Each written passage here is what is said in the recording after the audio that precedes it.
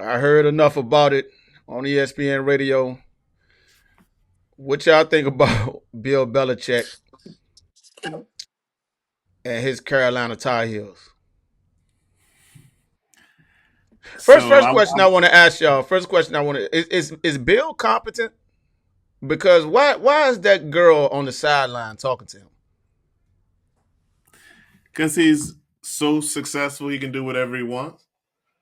But you can't lose and lose horribly. Yeah, I mean, look, the first game you play, you lose some. It happens. He lost his first game in New England. Lost his first NFL game badly. It happens. Um, he's adapting to a whole new thing. He was coaching grown men. He's coaching kids now. We're gonna Right. see how he can adapt to coaching kids. And he's going into somewhere where there's a talent gap for real, for real. In the NFL, not really, right? You get your team together and you can compete because you roughly have the same level of talent. In college, no. In college, you got to recruit the best talent, and if you don't have it, you're gonna get run off the field. And I think that's what happened. I think people are gonna dissect everything, who he chose as his coaches compared to this, that, and the third. I think that's all super early, but that's something the media wants to do now. We've seen it with everybody, right? The first thing you see of someone, you make some kind of decision. Oh, Archie Manning, the greatest quarterback ever. He hasn't played a snap. Like, so I don't want to be one of those. It was a rough night. Michael Jordan and LT was taking, they was crying up there. They was taking them else, in person, but we'll see what happens as he's got a year under his belt. He gets a recruiting class. We'll see what he's able to pull together. Let me ask you this. Um, Carolina is traditionally a basketball, powerhouse school, right? The True. trying to transition this school into football with the same level of success at this time. How difficult do you think that is? I mean, are the kids buying into, hey, I want to go play football at Carolina? Well, yeah, I think it has to be a players coach, and Bill Belichick is old school. As a Carolina fan, I've been to plenty of games, 50-yard line seats. I knew somebody that was on the board of directors, so going to the games, Sauce. I used to go down to North Carolina all the time. Um, they have had winning seasons. With Mac Brown, it was up and down. He was at the twilight of his career. Then they got another person that's almost same age as Mac Brown trying to coach college football and buying into the system, like the Holovision said earlier. Um, you need another year of the recruiting class, just like in Colorado. They lost to Georgia Tech at home, and Dion got scrutinized also. But Bill trying to get the younger guys to buy into the system. The only thing that's going to win for Bill Belichick, they know that he was a six-time NFL Super Bowl winning coach. And the path to the NFL to someone that had that prestige and that winning, third winningest coach in NFL history, that he has that pipeline.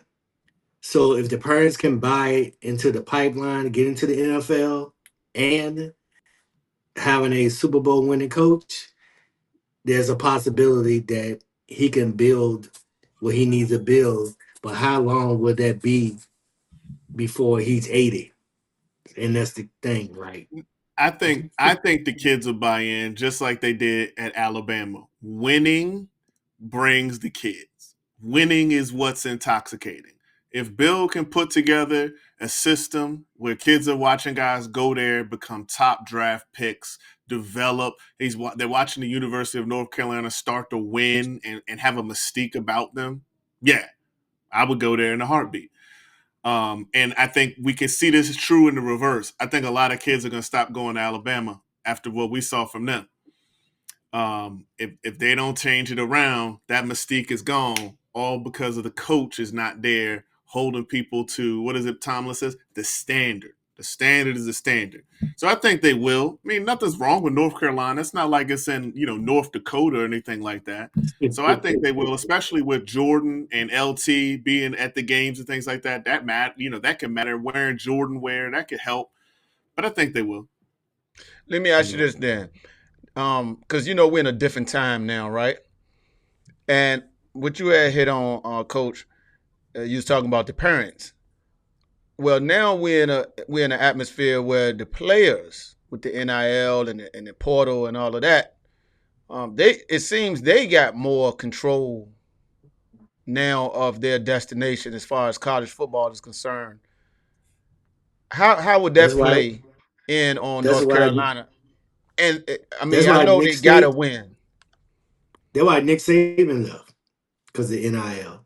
So you can play football for a year. Say, you know what, coach been too hard on me. I don't think I'm gonna get the playing time, or this ain't enough. I'm gonna transfer. And the transfer portal and the NIL kind of like put a salt into the wounds of the NCAA. But devil play devil advocate. Hey, the NCAA make billions of dollars off these kids, so the kids want to get paid too. So it's it's a to me it's a no win situation on both ends because hey, the kids will come back. Hey, look, shoot. Hey, they make billions of dollars off us. I might well take advantage of it. The business has gotten to college sports, and that was the biggest fear of most coaches because now they got their parents in their ear, and also they got the kids in their ear. Then they got the boosters on the other side and the alumni that won't win it. So the coach is in the middle, and he has to make the best decision for the program or leave. All right. Well, Bill got to do a lot of winning because now he has to win against money, and he got to do some winning. How bad did Arch Manning look to y'all? He didn't look bad. I mean, how bad? He looked like he would be an average backup quarterback. That would be kind of his like peak what he could be in the NFL. Um, and I mean, like that sounds insulting, but I mean, like I wish I could be a backup quarterback in the NFL type talent. But that's what he looked like.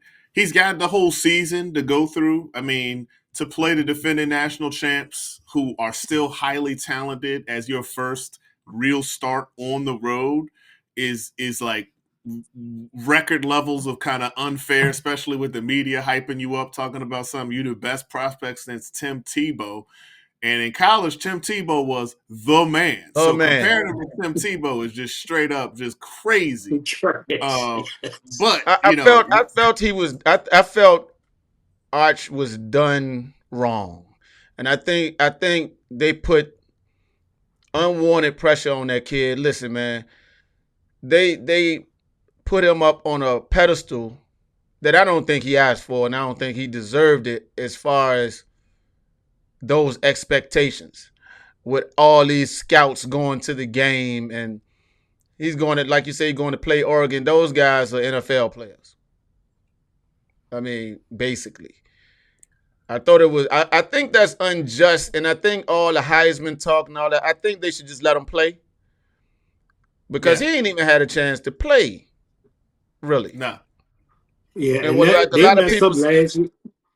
I think they messed up last year when they tried to install certain plays for him, and then when Ewers went out for a little bit, and they brought him in, he was pedestrian then. Like it wasn't nothing flashy then, and by them doing that, it kind of like forced like the UT fans, and they crazy. They wanted more of him than Ewers, so some of that trickled back into the season. So now he's running it, so he should do way better than Ewers did.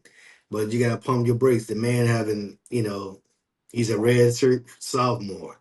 He can come out this year if he wanted to. But me, hopefully he's being guided right, guided correctly. After this year, I think he still need another year of college football, period. Because um, either he gonna be his uncle Peyton, second uncle Eli, or he gonna be Daniel Jones. Those are only three levels that he could be. And they still same quarterback coach for Duke, which is the head coach, is coaching them. So all three of them had the same quarterback coach for the coach from Duke. So he's been under that tutelage. He knows the system. He knows how to read it. And like the Holovision said, the man needs time. The media, the one are trying to hype up anything for clicks nowadays. Just like what Michael Wilbon said. I don't need the media to tell me about this player. Oh, he's greatest of all time. Like, man, have you seen Randy Moss, or have you seen um, some of the best years in college football doesn't translate over to the NFL? HV, Generational talent. I hear you. HV, let me ask you this: did coaching fail him? Because I saw some plays that I really, really did not like. Did the coaches buy into this hype, saying, "Hey, okay, we have to put him on the field and we have to put him in positions where he got to make certain plays that just wasn't called for"? Yeah. I think the coaching failed him before this game. Like, we brought up Tim Tebow. Many people forget Tim Tebow did not start his first years at the University of Florida, even though he was one of the best high school quarterbacks ever Cam going Newton. in, highly touted. He played Cam Newton behind was there. he played behind some experienced quarterbacks, and then they began to put him in Mhm. packages and give him exposure in big games at home and on the road. That started to get Tim Tebow that development. They also use practice as a way to see what's this kid good at, what does he excel at, what are the best packages for him, what are his go-to plays. Well, you would expect that they would be doing that same thing, right? Archie Manning got to be behind Quinn Ewers. You would think that they're looking at him in practice, knowing what's his best strengths, what's his weaknesses, what kind of good packages can we put out there for him. And then you would think that the media would be reporting on this kid's lighting it up in practice. The coach is telling us that every package they're putting in, he's killing it. He's going to be great. We see it ourselves. We saw some throws in practice with that defense, da-da-da. And then when you get in the game, you would watch, even if he does hit early struggles, you would see the coach transition and you'd be like, oh, that's the kid's bread and butter. They're spreading it out, giving him the ability to run, so he's leaning on his tools. Okay. You didn't see none of that. You saw this coach making calls as if, oh yeah, this Peyton Manning, he's going to click in the second half and start hitting these ropes down the seam. No, he's not. No, he's not. Stop. You got to call different plays. Maybe he doesn't need more dink and dunks. Maybe you need to run. Maybe you need to give him play action. Maybe you need to put him in shotgun or under center. I don't know, but the coaching did not make any of the adjustments.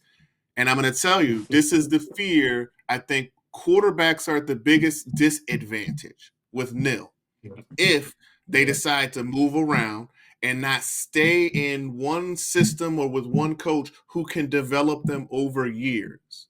Shador, he got to develop by playing at Jackson State, starting off there, then beginning to get that succeed. Then he moved with his dad. He moved into the D1 program. And his dad didn't just throw him out there into it. He began to develop him, knowing what he had done in the past, all the reps they've seen from him in practice, etc. Name me a great quarterback who became great in college and then went to the pros who didn't have the development like that. Cam Newton had the development. Though he went to different programs, he developed at those programs and put in the reps and time so that by the time he got to Auburn, this dude was carrying that team himself.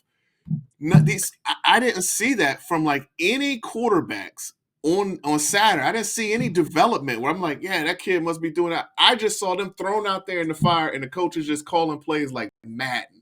And that's what I think is failing. Coach, I'm do gonna you tell? reiterate. I'm gonna reiterate what Holovision said. What's failing college football is a pro style offense. You have to run the ball for your first year quarterback. Then you can develop the passing game later in the year. But University of Texas are known for running the football. and having that 5-star running back. He's not going to be the quarterback you need him to be if they just honing on him passing the ball.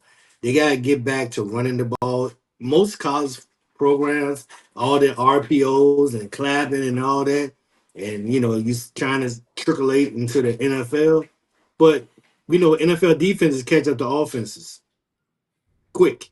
So, hey, in order for Archie Manning to be successful, or any young quarterback that they have highly touted throughout this season, if they don't have a running back in a running game, they will fail. This for both of y'all. His high school tape has been brought up, which I thought, it wasn't wowing, but it wasn't bad either. And they also, accredit his high school, which is a private school. They equate that to being the peewees of high school football, right? So, I mean, I'm just going off with what they saying. What do you tell Archie Manning after this game, after this loss, after the Giants beat? And when I say Giants, I'm talking about Oregon, the level of football that they play. What do you tell him to get his confidence back up? Because to me, it seemed like, you got a guy riding in high. I don't know what type of person he is, and I don't know how confident he is in himself. But after a beatdown like that, because it was a beating, we're not going to sugarcoat that. What do you tell him in that locker room to get him to believe in you again? Get him to believe in the coaching, the system. What you tell him? Because you failed him. Do you go in and you say, "Hey, son, we're sorry, we failed you"? I don't think that's the right approach. What you tell him for next week? Well, the game, it was 14-7. That was the final score. That was the final It was score, a straight but defensive. it It was a straight looked defensive game. it It looked was ugly. ugly. But the coach got to sit down and say, "Hey,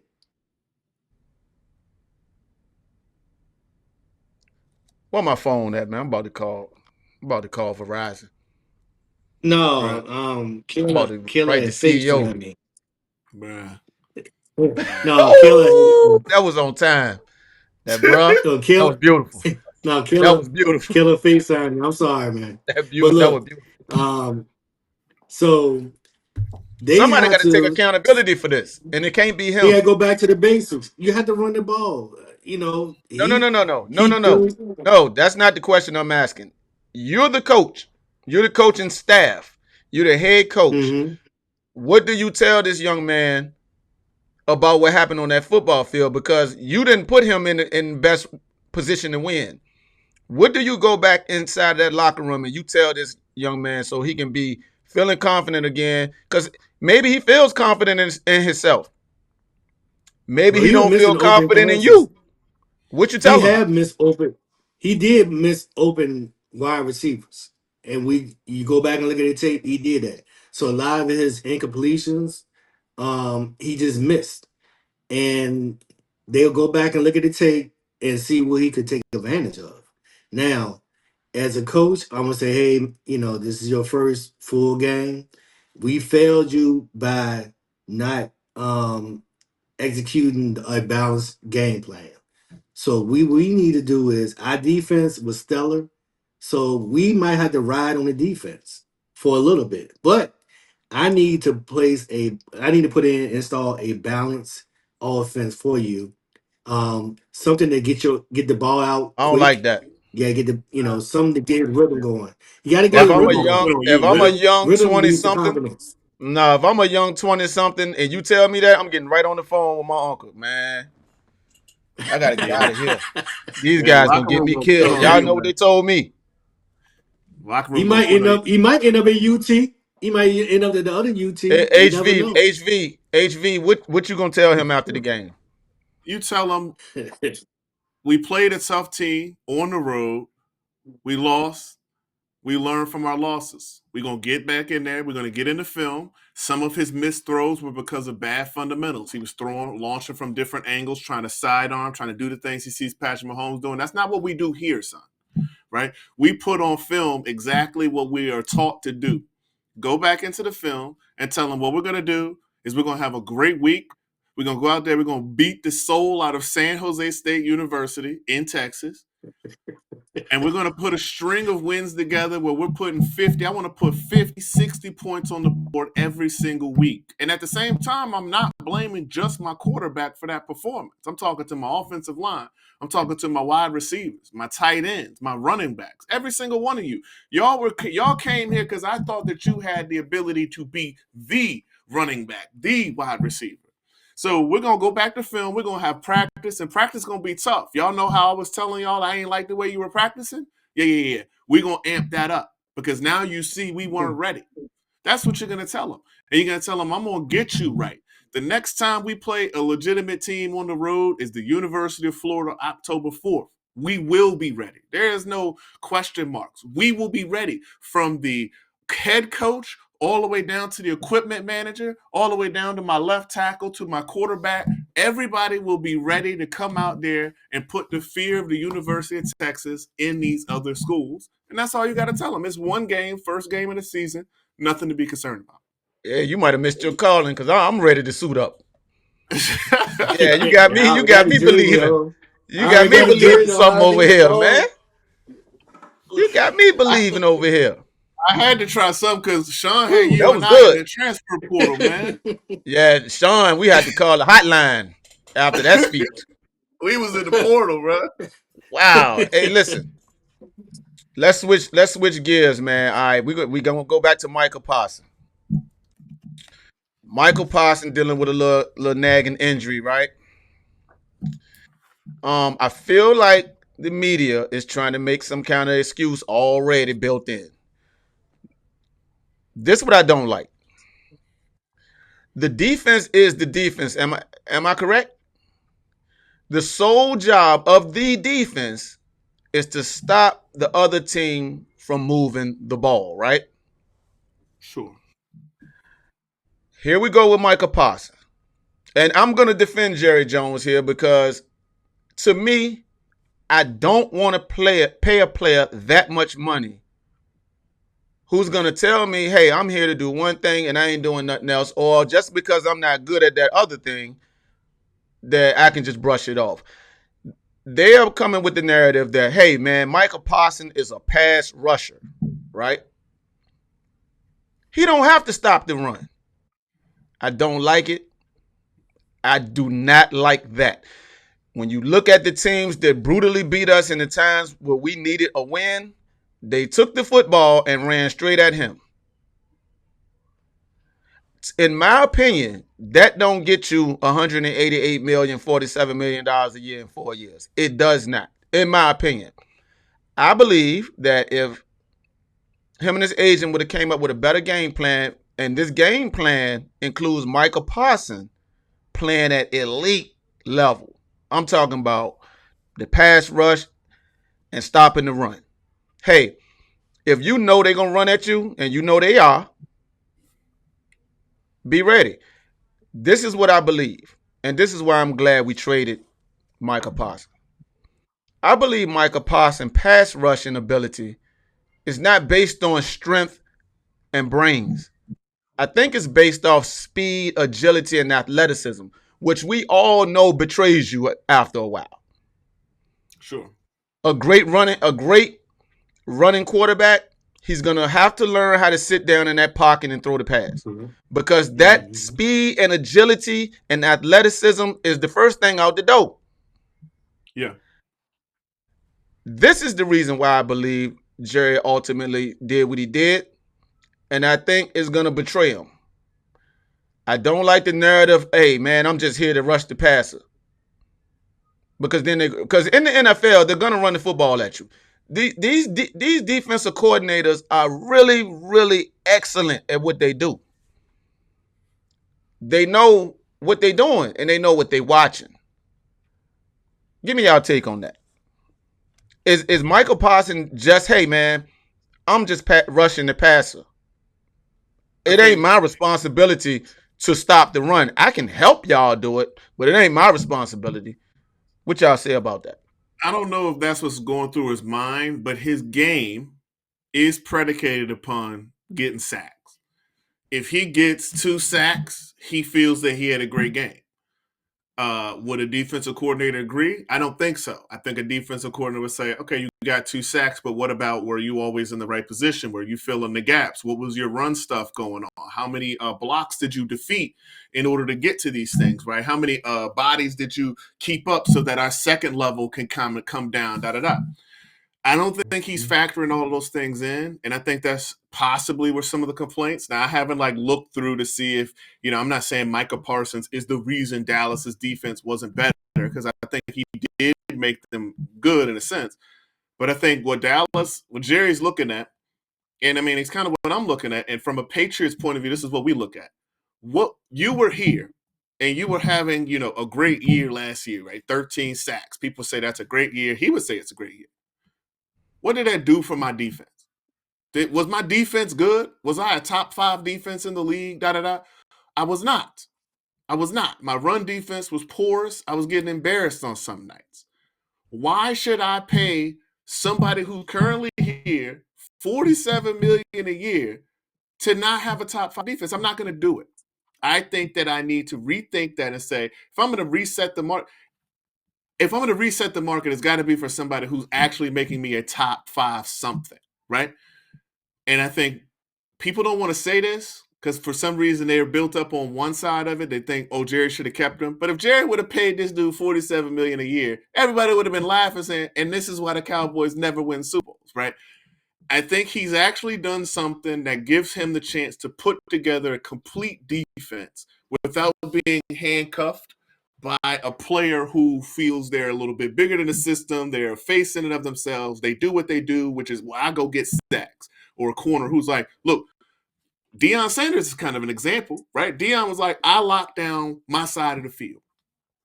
But if you're trying to put together something that have me coming up there filling the gap, run stuff and consistently, well, that's not what I do, player. You that's not what I came here for. And with a cornerback, I'm like, okay, that's fine, right? I want you to lock that down and we'll figure something out.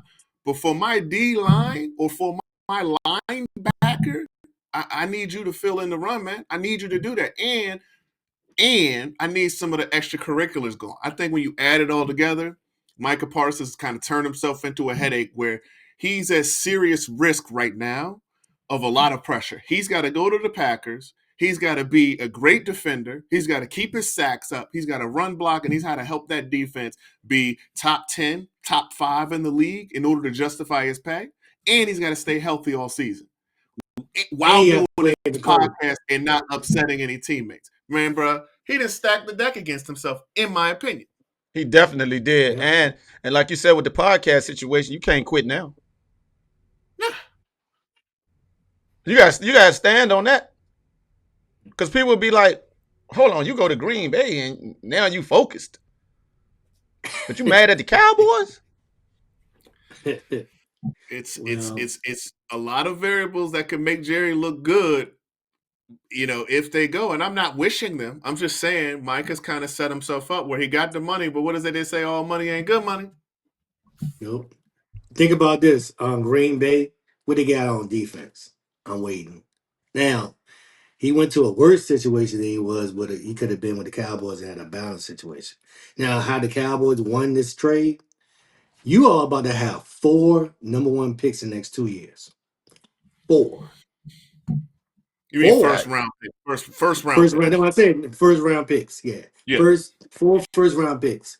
Now, Jared decided to take a page from the Patriots, known for letting players go before their time and not paying them. Because we always used to think, why the Patriots let that person go? Hey, we develop players with their either 4 to 5 year window on defense.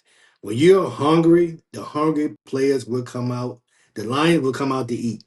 So Jerry is banking on that, and I had no problem with it. Because I ain't gonna pay $47 million for a part-time player.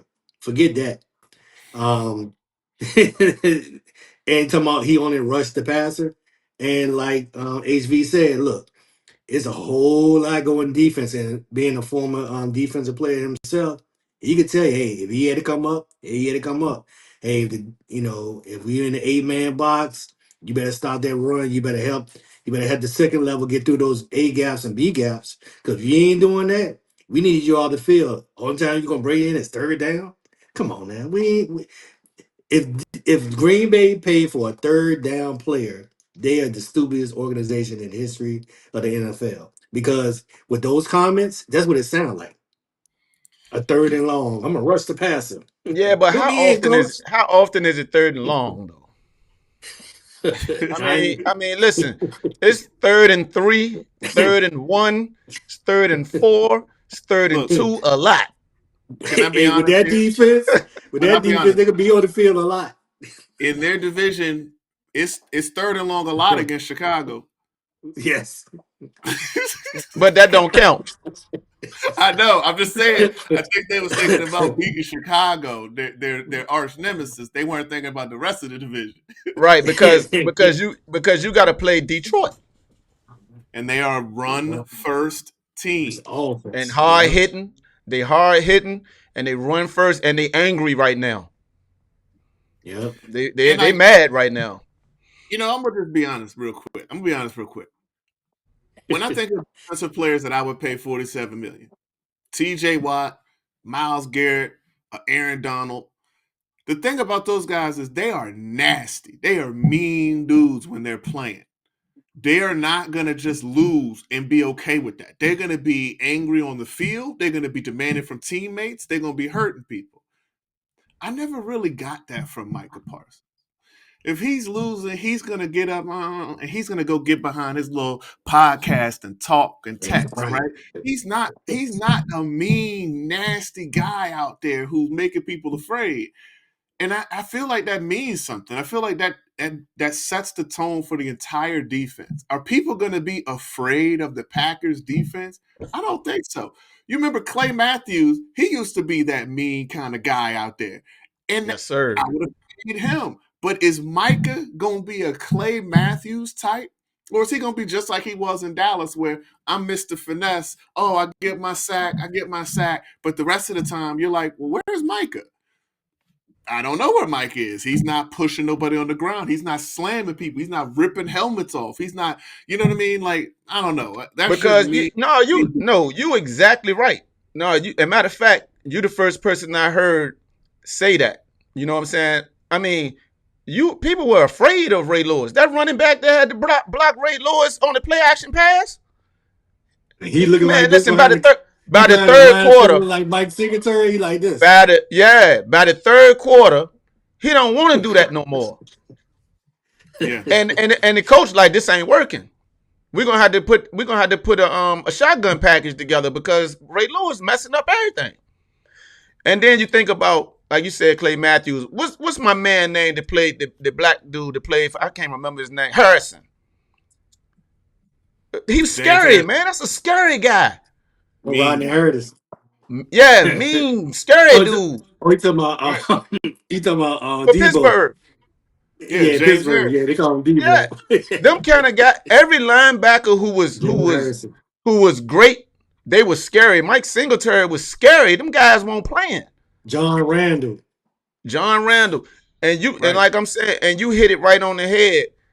Micah Parsons seemed like a kid playing, he out there just having fun. These dudes weren't out there to have no. They want to win the game, but they won't have. They was bullies, not bullies, but they was just menacing. They were menacing. That's the word. And if you can go all the way back in history, that position demand that.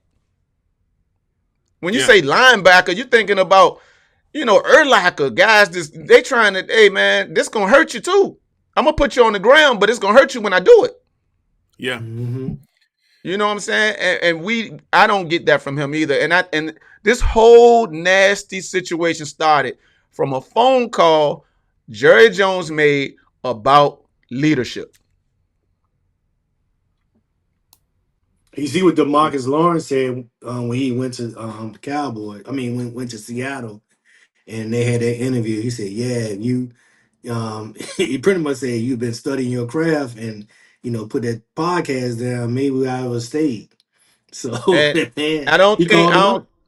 but listen, it wasn't about money. It was about leadership. And then you switch it to That's just like you being a foreman, right? And the boss pull you in the office and said, because he wants you to get the guys, the guys kind of, they're not motivated. And that's part of your job as a supervisor, a foreman. It's part of your job to how the guys motivated. And then you ask him for a raise. And he like, what? Bro, I need product on the floor getting taken care of. And you talking about a raise? You can see how that conversation can go bad, though. Yeah. You like the guy on Office Space. Right. And then Micah Parsons has the audacity to call the owner of the team and say, don't call me no more. Click. Man, you want to pay that guy $47 million? Go ahead and do it. No. I don't think Green Bay's getting enough flack for it. I mean, you pay $47 million. I expect Defensive Player of the Year, we win the Super Bowl, and we got a top 5 defense. That's what I'm expecting for $47 That's what million. I'm expecting. Now, as a civilian, I'm happy for the guy. Yeah, make your money. Because he got generational wealth. He good. But as a fan, man, I wanted him gone year for last. I was so aggravated with that Green Bay game. I just didn't know what to do. Well, maybe that's why he disappeared, because he knew he was going to try to go there. I said it on the chat. He looked into the crystal ball. Yeah, he was like, man, they going to give me $47 million. Look, I don't think people are saying this right. Micah Parsons has a clear good win, lose. His season is going to determine his perception for probably his career. And I think he's kind of put himself in a rough spot. He's got to come out there and be in contention to be Defensive Player of the Year. He's got to be healthy. He didn't play in the preseason. He didn't really practice. His back is already sore. He's trying to rush and play game one, because if he misses game one, we paid him $47 million. He's already missing games. And he's got to keep doing his podcast, which people had comments about. And he's got to deal with the hate of, is Green Bay going to be better than Dallas this season? And if they don't, that's going to be the ultimate smack in the face, is if Dallas makes the playoff and Green Bay doesn't. Could you imagine? That'd be beautiful. Like, he has set himself up, man, to be a laughingstock that I have not seen. And I mean, look, great risk comes with great reward, but what's the reward here? I guess it's the money. But I mean, I would have been like, you know what, I'll take 38 instead of 47, and I just kind of stay where I'm at. And that way I don't have that. If he would have been in Dallas right now with $38 million a year, he could still have his podcast, he could still do his own. All I do is get my 13 sacks, and everybody else worries about the run. And he's set for life, and nobody would be paying any attention to him or the Cowboys. But now he stacked them chips up. Listen, we all know how Brady said. Listen, we all know how money works, right? I mean, if you got 38 million, and I got 47, we can still buy the same thing. Yeah, we can purchase the same stuff. We the same bracket. Hey, man, you got $100,000 in good credit, man. You rich. Yeah. $100,000 good credit, $1,500 a week coming on in. You good. You good. You're going to have a nice crib, nice car. You good. So, I just was like, that's why I think it got emotional. And he was thinking off emotion, man. And I think it's going to come back and bite him. I wish him success, though. I'm glad he's off our team, because we always get in those situations where we pay a guy, and once he gets the money, no more performance. And we trademark that. We trademark it. How they are circling week 4. How good is Micah going to play in the cold? Soldier Field, he's got to play there. He's got to play in Green Bay when it's freezing. Is he as effective with his speed and agility in the cold when that's the majority of his game? He got to play in Minnesota. Look, that's in the He got to play in Minnesota. Well, I lived they inside Chicago now for 3 years. Yeah, they in the dome. They're in the dome. Hey, I lived in Chicago for 3 years, and it's cold out there. I felt 40 below, 20 below, 30 below, wind chills, all that. And, I couldn't take it. Like, you stayed in the house. Green Bay is no joke in the wintertime. I can tell you Well, No, that for I sure. think we're gonna have. I think we may probably wind up with the same defense we had last year. I don't think it's not gonna be different as far as being worse. We could be better because now that you got the cancer Distractions. up out the locker room, other guys can step up, feel comfortable, getting things done. Because a lot of times that do happen. You yeah, know, San Francisco didn't fall to their knees when T.O. left, true. We and fell T.O. off. was T.O. was great. T.O. was great, especially with them. But Hey man, when we T.O. fell. was gone, everybody was like, "Oh, they crazy. They let T.O. go, man." T.O. left. They kept going. No, no, They won no. immediately, but y'all won a We, Super Bowl. no, we didn't. We had a Not with 10 him, year not with run. him. But I'm saying y'all About team when we got got back on rid the of level and they To. got good. Yeah, it took us 10 years after But he left. also, I but mean, y'all, that's a different situation. He was a Dallas skill. He was wanted a Michael skill player Parsons. too. Dallas mhm. got Kenny Clark, who is a Pro Bowl defensive tackle. People forget that. So he's going to be a big time improvement on the interior. Yes. And that adds depth because they still kept the defensive tackles we had last year. And then y'all had young defensive ends, and y'all drafted a couple who they're high on. The coaches and the Dallas Cowboys said, man, these guys look good. These guys look like they need just opportunity and they can become some beasts. They're hungry. So now they know, look, you become Micah and you make your money.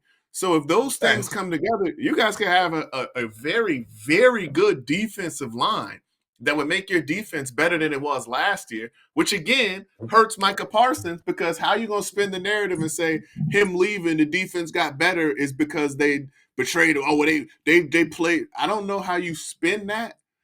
I have to hear. I'm not a professional spin doctor, but he set himself up where it looks like people hate to say it, but Jerry made the right decision finally Mhm. and didn't overpay a guy for fear of what would happen to the team today.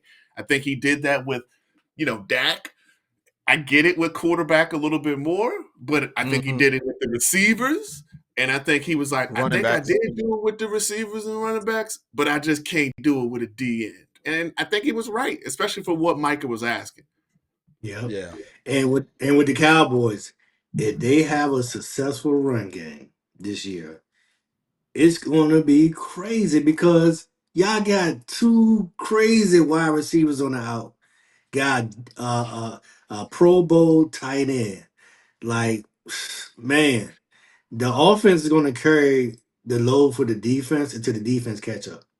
Period. Well, we're gonna see. Is Schottenheimer a good coach? Because he needs to get that defense right. If he gets that defense right and develops a run game, it's wide open. I'm not gonna lie. It's wide open for the Cowboys. But it all hinges on defense Dak first, Prescott. because the teams in your division can all score, but defense Yeah. first and running game second. And that kid Hampton, he does look nice. I'm not gonna lie. He looks the part. He runs like he is that guy.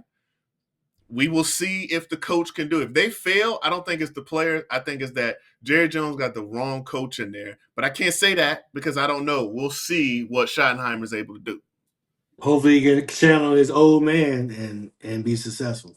Could you imagine, man? Could you imagine if Dallas win the division this year, man? Mike is through. His reps in tatters, man. Yep. Man, And then, no yep. Green Bay fans gonna be like, They're gonna be getting smoked by the Lions, and he gonna be like, "Yeah, but I had 2 sacks though." Yeah. listen, when Jerry said we got better, he was right. We had to get rid of Michael Parsons to get better. And that's just what it is, It is what it is. Mhm. All right, fellas, that's our time. All All right. right, Tomorrow night, always. pray for me. Have me in your prayers tomorrow night. It's gonna be a good game. NFL is back, boy. I'm hyped. Yeah. Man. Now, I had to once the trees start downgrade. turning, it's official. I had to Let's go. look. Let's talk about one thing and what HV put in for Disney to jack up Oh, the red zone. Now, me and Sauce had red zone when it first came out. yep. You had it on Direct TV. I had Direct it on, TV. on Verizon. And for them to mess up 7 hours uninterrupted, They should go to prison for that, man. Alcatraz. I Man, actually capitalism, I man. canceled my subscription, NFL Plus. When it ends on the 15th, I'm downgrading to without the red zone. I can't do it, man. So when they If you ain't starting got that? 7 hours When are this they This weekend, starting it? year. this This this year. This weekend, season? this Yeah, weekend, Sunday. It yeah. starts Sunday. They will put commercials on Red Zone. NFL man, they got too greedy. They should have protected that product and not sold it to Disney, man. They should have known better. Yep. But that's Man, all you So right. know They'll take the hit. they gonna feel it. They gonna feel it this weekend because a lot of people did what I did. yo, you know when you watching the game that you watching, as soon as the commercial comes, you go straight to the red zone. Yeah. Yeah. You know it's a game on. You know it's a game on. You don't gotta worry about it. Now you can Yeah. Yeah. man, they got a tamper. They got a tamper. You know why they do it, right? Because they just be like, oh, they'll get used to it. They still gonna buy it, and which is true. People still gonna buy it. I'm not. I'm Now not. the I'm commercials dope. make it not the same. It's not the same anymore. I'm No, not it's gonna not the watch Well, same. it. it was based on 7 hours of uninterrupted. 7 It was hours it was that no matter uninterrupted. where it was, let's say you got done mowing the lawn and it's 5:30. You cut that on and you know you don't have no commercial, no wait, no nothing. Football is hitting your eyeballs right now. It's going from Mm. Touchdown. game to You're not game to missing. game to game to game to game. Now you go on there and see a piece of commercial. Yeah, man. You gotta see this Yeah. nonsense they putting on TV nowadays, man. Nah. I'm hurt They gonna to my see the soul. how you heard them. You heard them with canceling your subscriptions because a lot of people said. I know 5 people just now just canceled their NFL Plus subscription. Yeah, they'll probably drop by 30-40% of people will leave. Then That's the deal. they're gonna charge the advertisers more to make that back and leave it alone. That's on the advertisers. Yeah, so I'm just gonna concentrate on my team, and that's All it. right, I gotta get up out of here. All right, Me too. fellas. Peace.